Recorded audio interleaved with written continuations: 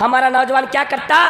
گھنٹوں بیٹھ کے پب جی گیم کھیل رہا ہے. ان سے پوچھو ارے بیوقوف موبائل میں پب جی گیم کیوں کھیل رہا ہے؟ جواب دیتا مجھے سے ٹائم پاس کر رہا ہوں. اچھا خوب کر، ایک دن ہے قیامت کے دن آپ سے پوچھا جائے گا پوری زندگی کے بارے میں.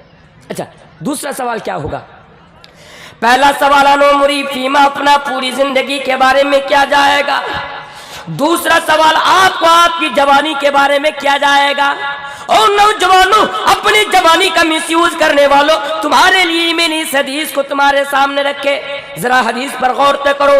جب پہلا سوال ہو رہا ہے پوری زندگی کے بارے میں، یہاں پہ جوانی بھی آ رہی ہے، بڑھاپا بھی آ رہا ہے، بچپنا بھی آ رہا ہے، اس کے باوجود بھی الگ کر کے آپ کو آپ کی جوانی کے بارے میں سوال کیا جا رہا ہے. اے نوجوانوں، جلسے میں جا کر اگر تم کتے کی طرح بازاروں میں لڑکیوں کے پیچھے گھوم گھوم کر اگر تم اس جوانی کو برباد کرو گے، یاد رکھو موبائل میں اگر تم سلمان خان شاہ رخ خان کی فلمیں دیکھ دیکھ کر، ریلز وغیرہ دیکھ دیکھ کر اگر تم اپنی جوانی کو مس یوز کرو گے، اپنی جوانی کو یوں ہی برباد کرو گے، اپنی جوانی کو صرف کرو گے، تو یاد رکھو کل قیامت کے دن اللہ تبارک و تعالیٰ کی عدالت میں تمہیں کھڑا کر کے اس کے بارے میں سوال کیا جائے گا.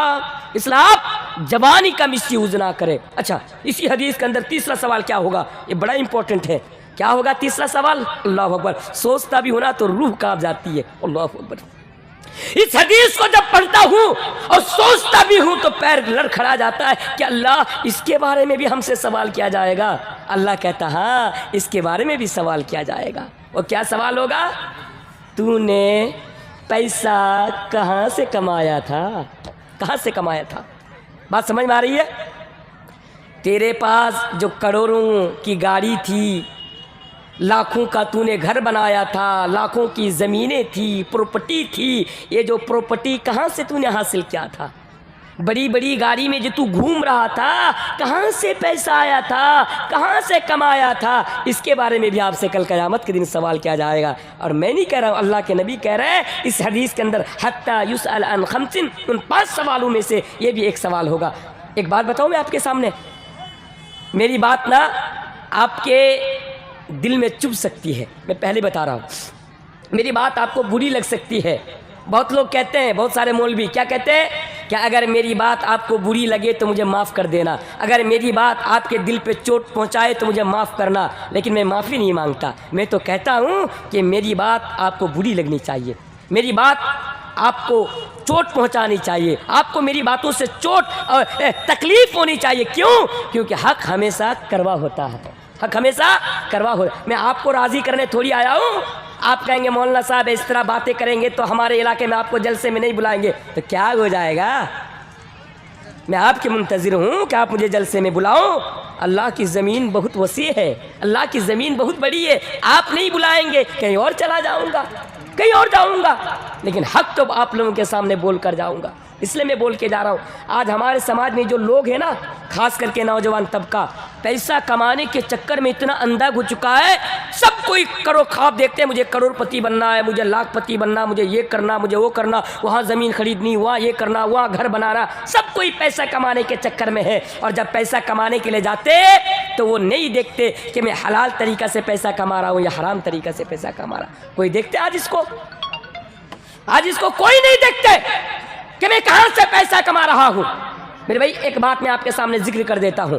اس بات کو میں نے کہا تھا تو سوشل میڈیا پر بہت سارے لوگوں نے مجھے گالیوں سے نوازا، بہت سارے لوگوں نے مجھے دھمکیاں بھی دی. خیر میں کسی کی دھمکی ان کی سے ڈرتا نہیں ہوں. میں ڈرتا ہوں تو صرف اللہ سے ڈرتا ہوں. کس سے ڈرتا؟ کس سے ڈرتا؟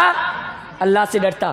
پارلیمنٹ کے اندر ہمارے دیش کے وہ جو امت شاہ جی ہیں، جب انہوں نے کہا تھا کہ مسلمانوں کو ہم سے نہیں ڈرنا چاہیے، فوراً بعد میں نے ان کو جواب دیا تھا، امت شاہ جی آپ غلط فہمی اپنے ذہن کے اندر نہ رکھیں، مسلمان آپ تو کیا آپ کے باپ سے بھی نہیں ڈرتے. کس سے ڈرتے؟ کس سے ڈرتے؟ صرف ڈرتے تو اللہ سے ڈرتے. اس لیے بات میں آپ کے سامنے کہہ کر جا رہا ہوں. آج ہمارا یہ نوجوان پیسہ کمانے کے چکر میں اتنا اندھا ہو چکا ہے کہ اگر پیسہ کے لیے اگر اپنی بہن بیٹی کو کسی غلط جگہ پر بیٹھانے کی ضرورت پڑے تو یہ نوجوان بیٹھانے کو تیار ہو جائیں گے، ایک قدم بھی پیچھے نہیں ہٹائیں گے. آپ کہیں گے مولانا یہ تو غلط بول رہے ہیں، آپ سامنے بات مت کرو بچوں. آپ کہیں گے مولانا تنویر صاحب چھوٹا منہ بڑی بات، بڑی بڑی باتیں. آج لوگ کہتے ہیں نا چھوٹا منہ بڑی بڑی بات. بھائی کسے چھوٹا کہہ رہے ہیں آپ؟ میں دکھنے میں چھوٹا ہوں لیکن بچے کا باپ بن چکا ہوں. جلسے کے میدان میں میرا 13 سال ہو گیا آنا، اب میں بوڑھا ہونے لگا ہوں اس میدان میں. اس لیے یہ غلط فہمی نہ رکھیں کہ میں چھوٹا منہ بڑی بڑی بات کر رہا ہے. اور ہاں یہ بھی کہہ کر جا رہا ہوں، عام طور سے میں کبھی چیلنج وغیرہ نہیں کرتا، لیکن اس بات کے لیے اگر آپ کہیں گے مولانا اتنی بڑی بات، یہ تو غلط بات ہے. اگر آپ ایسا سوچ رہے ہیں نا تو میں آپ کو قیامت کی صبح تک کا ٹائم دیتا ہوں کہ اس بات کے لیے آپ مولوی تنویر کو غلط ثابت کر کے دکھائیں. آئے مجھے غلط ثابت کر کے دکھائیں. ہزاروں دلیلیں میں آپ کے سامنے رکھنے کو تیار ہوں. وہ سوشل میڈیا پہ جائیے، کیا کرتے ہیں لوگ؟ ڈانسنگ ویڈیو بناتے، اپنی بہن بیٹی کو لے کر آدھا ادھورا کپڑا پہنا کر ڈانس کرتے، ویڈیو بناتے، فیس بک میں چھوڑ دیتے، یوٹیوب میں چھوڑ دیتے. کیوں؟ ویوز زیادہ ملیں گی، زیادہ لوگ دیکھیں گے، وائرل ہو جائیں گے اور زیادہ پیسہ ملے گا. بھئی یہ کیا ہے؟ پیسہ کمانے کے لیے بے غیرت تو ایک مسلمان ہو کر اور یہ کہتا کہ تو اللہ اور اللہ کے رسول پر ایمان رکھتا، اور دوسری طرف پیسہ کمانے کے لیے تو اپنی بہن بیٹی کا استعمال کر رہا ہے. تجھے شرم نہیں آتی؟ میں تو کہتا ہوں کہ ایسے مسلمان کو چلو بھر پانی میں ڈوب کر مر جانا چاہیے. تو جو میں بتا رہا تھا، کیا بتا رہا تھا؟ حتی یسأل عن خمس، کل قیامت کے روز ہر انسان سے 5 سوال پوچھا جائے گا. ان میں سے ایک سوال ہوگا پوری زندگی کے بارے میں، دوسرا سوال ہوگا جوانی کے بارے میں، اور تیسرا سوال ہوگا کہ تو نے پیسہ کہاں سے کمایا. اچھا آپ کی ادھر لوگ لاٹری کاٹتے ہیں؟ لاٹری سمجھتے ہیں؟ لاٹری جواب دیں گے مجھے تب نا اچھا لگے گا کہ سمجھ رہے ہیں. لاٹری کاٹتے ہیں نوجوان. اور ڈریم 11 بھی بھول رہا ہوں میں. اچھا بات کو سمجھیے. بہت سارے نوجوانوں کے موبائل میں ڈریم 11 ہے. IPL جب شروع ہوتا کیا کرتے؟ ٹیم لے کر موبائل لے کر بیٹھ جاتے. بھائی تو کیا کر رہا ہے؟ مولوی صاحب ٹیم لگا رہا ہوں. بولا ٹیم لگانے سے کیا ہوگا؟ بول رہا کہ اگر میری ٹیم صحیح نکل گئی تو مجھے کروڑ روپیہ ملے گا. اور اسی طرح بہت سارے لوگ دن میں 400 500 ٹوٹو رکشہ چلا کر محنت مزدوری کر کے کسی کے گھر میں کام کر کے 500 روپیہ کماتا، شام کے ٹائم جب گھر میں آتا تو 200 روپیہ کی لاٹری کاٹ کر ساتھ میں گھر لے آتا. 200 روپیہ کی لاٹری کاٹتا. ان سے پوچھو بھائی تو لاٹری کیوں کاٹتا؟ وہ جواب دے گا مولانا صاحب کروڑ پتی بنوں گا، پھر آپ کا جو گھر ہے نا وہ گھر بھی خرید لوں گا. اچھا تو لاٹری کے چکر میں کروڑ پتی بننے کا سپنا دیکھ رہا ہے؟ ارے بے وقوف، اسی چکر میں آج کتنے لوگ بھکاری بن کے ٹرین میں بھیک مانگ رہے ہیں. ان سے پوچھو بھائی تو ٹرین میں کیوں بھیک مانگ رہا ہے؟ وہ جواب دے گا مولانا صاحب لاٹری کے چکر میں سب برباد ہو گیا، مولانا صاحب ڈریم 11 کے چکر میں سب برباد ہو گیا. تو کیا میسج دینا چاہ رہا ہوں؟ حلال طریقے سے پیسہ کمائیے. بات سمجھے؟ بھلے ہی بھوکا مر جائیے لیکن میرے بھائی حلال کا راستہ نہ چھوڑیے. بولے انشاءاللہ حلال طریقے سے پیسہ کمانا ہے. آئیے چوتھا سوال کیا ہوگا؟ یہ تو تیسرا سوال ہوگا کہ آپ نے پیسہ کہاں سے کمایا. اب چوتھا سوال کیا ہوگا؟ میرے بھائیوں میں بارہا میں آپ کے سامنے کہہ رہا ہوں کہ یہ میں نہیں بتا رہا ہوں، حدیث بتا رہی ہے، اور یہ بالکل صحیح حدیث ہے، ترمذی کی حدیث ہے. حتی یسأل عن خمس، ان 5 سوالوں میں سے جو چوتھا سوال کیا جائے گا وہ یہ بھی کیا جائے گا کہ بتاؤ کہ تم نے پیسہ کو کہاں پہ لٹایا تھا، تم نے پیسہ کو کہاں پہ خرچ کیا تھا. اللہ اکبر. میرے بھائیوں ذرا حدیث پر ذرا غور کرو. اگر مان لیجیے آپ حلال طریقے سے پیسہ کما رہے ہیں، حلال راستہ اختیار کر کے پیسہ کما رہے ہیں، لیکن اگر اسی پیسوں کو غلط جگہ پر استعمال کریں گے، غلط جگہ پر خرچ کریں گے، تو کل قیامت کے دن اس کے بارے میں بھی آپ سے سوال کیا جائے گا. ہمارے سماج میں نوجوان سگریٹ پیتے، ان سے پوچھو بھائی تو سگریٹ کیوں پیتا؟ جواب دے گا مولوی صاحب اپنا باپ کا کھپت کھاتا ہوں پیتا ہوں، آپ کا کیا ہے؟ اچھا یہ بات ہے. بات کو سمجھیے. میں نوجوانوں کے اوپر آج تقریر کر رہا ہوں اور یہ چیز ہمارے نوجوانوں کے اندر پائی جاتی. کیا کرتے؟ گٹکا کھاتے. گاؤں کا کوئی بزرگ آدمی، بوڑھا آدمی، حاجی صاحب، مولوی صاحب ان سے کہتے ارے بے وقوف تو گٹکا کیوں کھاتا؟ تو کہتا میرا پیسہ سے کھاتا تو آپ کو کیوں تکلیف ہوتی؟ ارے بے وقوف، وہ آپ کے بھلائی کے لیے کہہ رہے ہیں، وہ آپ کے خیر کا ہے. آپ یہ جو گٹکا کے نام پر، سگریٹ کے نام پر، کھینے کے نام پر اور گل اور بیڑی کے نام پر جو پیسہ برباد کر رہے ہیں، یاد رکھیے کل قیامت کے دن اس کا بھی حساب آپ کو اللہ کے سامنے رکھنا ہے. بات سمجھ میں آئی؟ آپ ادھر کے لوگ بیڑی پیتے کہ نہیں پیتے؟ بیڑی پیتے کہ نہیں پیتے؟ بیڑی پیتے، مجھے معلوم ہے بیڑی پیتے. یہ جو نوجوان ہمارے سامنے بیٹھے نا ابھی جلسہ سن کے جائیں گے، بول رہا بھائی ٹھنڈی لگ رہی ہے کہ بیڑی لے کے آیا ایک سگریٹ لے کے آ، اور ہمارے نوجوانوں کا حال تو یہ ہے، درد بیان کر رہا ہوں میں آپ کے سامنے میں، کہتے ہیں مولوی صاحب بیوی چھوڑنے کو بولیں گے بیوی چھوڑوں گا پر بیڑی نہیں چھوڑوں گا۔ میں نے کہا رے بیوقوف ایسا کیوں؟ جواب دیتا ہے مولانا صاحب بیوی چھوڑوں گا تو رات کو نیند آئے گی، بیڑی چھوڑوں گا تو رات کو نیند نہیں آئے گی۔ ایسا کیوں؟ بیڑی کے ساتھ بیوی کے ساتھ نیند کا کیا لینا دینا؟ جواب دیتا مولانا صاحب اگر بیڑی چھوڑ دوں گا تو سوکل بلا ہاگا ہو بینا۔ بات نہیں سمجھے؟ ان کی عادت ہے، ان کی عادت ہے کہ جب تک یہ ٹوائلٹ میں بیٹھ کر بیڑی نہیں پھونک لیتا بے وقوف کا ٹوائلٹ کلیئر ہی نہیں ہوتا۔ سوچنے والی بات ہے، یہ ہے آج کے مسلمان۔ خبردار غلط جگہ پر آپ پیسہ کو برباد نہ کریں، غلط جگہ پر آپ پیسہ کو برباد نہ کریں، اس بات کو آپ ہمیشہ یاد رکھیں، کیونکہ زیادہ ٹائم نہیں ہے میرے پاس، ورنہ میں آپ کو اور ڈیٹیلز میں جاتا کہ پیسہ کو کہاں ہمیں کس طرح ہمیں سیو کرنا ہے یا کس طرح بچانا ہے۔ آئیے میرا پہلا پیغام کیا کہ آپ اپنی جوانی کی ویلو کو سمجھیں اور آپ اپنی جوانی میں زیادہ سے زیادہ اللہ کی عبادت کر لیں۔ دوسرا پیغام میں آپ کے سامنے رکھ رہا ہوں میرے بھائیو، آج میں نوجوانوں کو دوسرا پیغام یہ دے کر جا رہا ہوں کہ تم اپنے ایمان کی حفاظت کرنا، تم اپنے ایمان کو مرتے دم تک حفاظت کرتے رہنا۔